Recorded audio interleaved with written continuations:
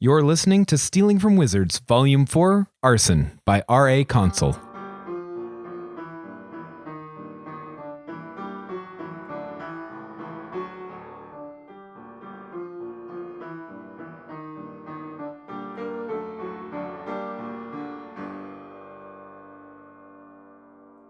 Chapter 30. Aftermath. In time, the great lindworms departed. They flew off to distant lands and buried themselves deep in the earth to begin again their 1,000-year brood. The males dispersed, flying off to their high peaks to hoard treasure and lick their wounds while they waited for their females to return. Rebuilding after the great dragon emergence took considerably longer, mostly due to the indecision. Everyone was assured that there wouldn't be another emergence for at least 1,000 years. Indeed, some of that assurance was given by dragons themselves. But somehow that didn't seem long enough when deciding where to build a new house. Lakefront property became quite fashionable among the upper classes. Hilltops were considered much better places for parks than mansions. Men's fashion trends also took a sudden shift, though for very different reasons. Natural baldness was all the rage, and excessive hat use was seen as gauche. This, of course, had nothing to do with the uncomfortable questioning one might receive from a hound if a gentleman failed to remove his hat, or the reports of people with suspicious hair waking up in the night to find Luton poking at their heads. Avalon Academy was refurbished, reinforced, and reopened the following year. They kept the name despite the new location. Changing it would have required overcoming a host of perilous obstacles, from updating letterhead to changing the stamps in the library books. The biggest impediment, a task no one from the bravest knight to the proudest queen had the stalwart resolve to face, was actually picking a new name. No two people could agree, and so the name stayed. A new junior high was built just down the hill from it, across from the Bytown Royal Orphanage. It wouldn't do to have a dull, blocky, red brick building like the previous version. That would be an insult to the architects who designed it and the students who attended. It was to be built with the finest materials and reflect modern sensibilities. A shining beacon of the future to mirror the proud memory of the past embodied by the high school. It was a fine plan, but most of the finest materials were being claimed by the noblesse building their new lakefront mansions. Also, while modern sensibilities were all fine and good, rectangles made for better classrooms, and brick held up better to the mistakes of beginner wizards than soaring arches of silver filigree. In the end, it looked almost the same as the original. The Bytown Royal Orphanage, though, earned a bit of a facelift. Being so close to the new school, its terrifying exterior was considered something of an eyesore. Also, its interior started to serve double duty, housing both orphans and the students who weren't wealthy or important enough for the fancy residences. Fireflies, common folk and such. Most people agreed that the location was vastly more convenient. Many students were able to bus in rather than boarding. The major detractors were vendors in the Bytown market, as the school was now within mischief-making distance. Also, the parents of 13-year-olds, who would have preferred them leave and not return until they stopped being quite so 13. Avalon Island itself was declared a dragon sanctuary, a home safe from wizard interference, where the endangered species could thrive. It all sounded very high-minded, but given how inaccessible it was and how many dragons had settled there, it was more like a fancy way of surrendering without a fight. The one permanent resident of the Blandland side of the island, Danny, finally concluded her work and took up a post at a Blandlands university to be closer to her partner's new workplace. She still brought her students to the island to do field research, and they were universally shocked that she'd lived on that barren pile of rock for a decade. It seemed impossible. There were, of course, those who used the chaos and destruction to seek power. They were almost universally those who already had more than enough. But what else was an aristocrat to do but scheme and plot towards a fancier title? What else is a wealthy merchant for but to accrue more wealth? The worst of it was in New Camelot. With the upper city in ruins and an inexperienced queen on the throne, arrogant nobles made plays for power.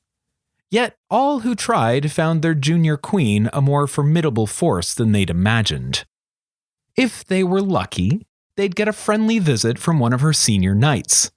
Over some tense tea and biscuits, they'd have their ambitions realigned and find by the end that they'd volunteered to help build a playground or donate some books for the new junior high library.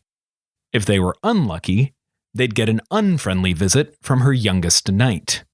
She would explain the importance of mutual support in times of turbulence, while she let the dragon she rode, a battle-scarred young male, pick a few choice items from their treasury.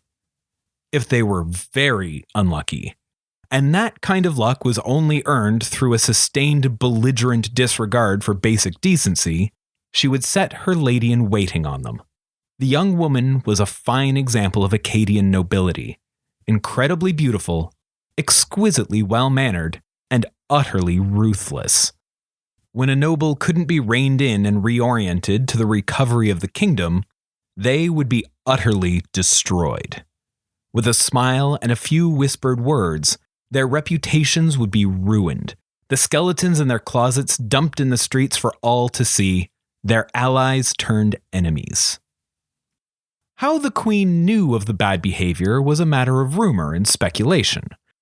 It was said she had a changeling spy master who eavesdropped in every cafe, infiltrated every manor, charmed every servant, knew every word whispered in private in the whole of the kingdom. For those particularly fond of flights of fancy, there were other rumors. Tales that she consulted with Norns and took tea with an ancient dragon. That she had a pair of ravens who went out every night to fly over the whole kingdom and return to her the secrets they'd collected. Nonsense and children's stories. No sensible person would believe them, of course. Not out loud, not in public. But neither would they be fool enough to speak ill of the queen in earshot of a bird. While Tir na Nog was learning to respect their young queen, the whole of the Confederation was learning to respect the one who had gifted the dragon her knight rode, the one they called the Beastmaster. She was, by report, the most friendly and cheerful person in the Three Kingdoms. She could afford to be. None would treat her with anything but the utmost civility and kindness, for fear of being torn limb from limb or swallowed whole. The lands had been littered with wounded dragons who had fallen in the fight for a mate. She stitched the wings of the monsters, splinted their broken bones, and spoon-fed the shattered beasts back to health. She had led them west to the wildlands, where they would be safe from wizards, and wizards would be safe from them. There she had cared for them, and they loved her for it. She would say to any who suggested it that a dragon cannot love you, not in the way a human understands it. But any who saw one of her dragons roll on its back and beg for tummy rubs at her approach might disagree. And woe to any who dreamed of threatening the young woman. Mysteries remained about the day of the emergence. How exactly the students had been saved from Avalon Island. How precisely the entire school appeared hundreds of miles from where it should be. How clones of Claudius Roche were unmasked all in one night, all became fodder for wild speculation. The most popular story, mostly for its entertainment value more than its believability, was that it could all be tracked back to the proprietor of a small bakery. The bakery itself was something of an urban legend. Everyone knew someone who had bought a pie from Dragon's Breath Pastries. They were, by report, the best. It was a little traveling pop-up shop with no fixed location. It had no published schedule, no pattern to its movements. One day it would be in a small town on the East Coast. Another it would be in downtown New Camelot. The next, in a village in the high north. A traveling vendor with a poor direction sense would not have been cause for gossip, even if the pastries were excellent. The thing that got attention was how the shop was said to move. The whole building would just appear overnight, filling what had been an alley the day before. It always showed up in a poor part of town, usually between something like an out-of-business laundromat and a haunted church. Ordering was slow, the lineups interminable, and the prices eye-watering. The reason for the poor service, again, this is pure rumor from the least reputable sources, was that the cashier was a raccoon. Also, all these problems could be avoided if you went to the back door. Anyone with a hunger-pained face and empty pockets would get a free pie, hot and fresh, and a mitt full of cash. If you tried to abuse this privilege, to skip the line or claim for free what you could rightly pay for, you would be met by a dragon instead of a pie. The food on offer ranged from sweet to savory, from comfort food to the absurd. You could get a steak pie that smelled like a hug from your grandmother, or an apple crumble so good it could bring you to tears. But if you were brave, you could try one of the dragon's favorites.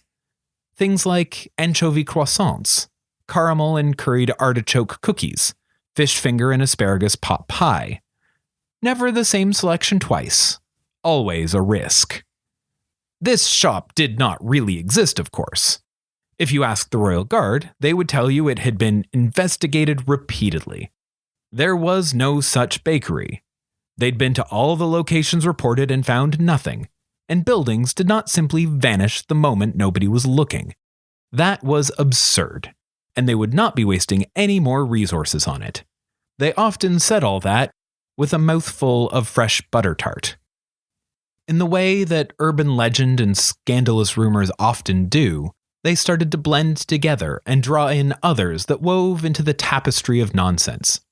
The baker was the Winking Weasel, notorious pickpocket of Bytown. He was a half-Luton monster. He had broken out of Niflheim. He'd robbed the royal vault of Tirnanog. He had defeated Claudius Roche in single combat. He had teleported the entirety of Avalon Academy. He was fed information by the Spy Master. He had a pet dragon who heated the ovens. The most popular story, because it was the most salacious, was that the baker was the secret lover of Queen Marie. This was supported by the claim that she always had boxes of his best, and that her young knight, Lady Azalea Lamorak, had been seen entering the shop regularly, even when closed, likely delivering secret missives from her liege. Or so the stories say.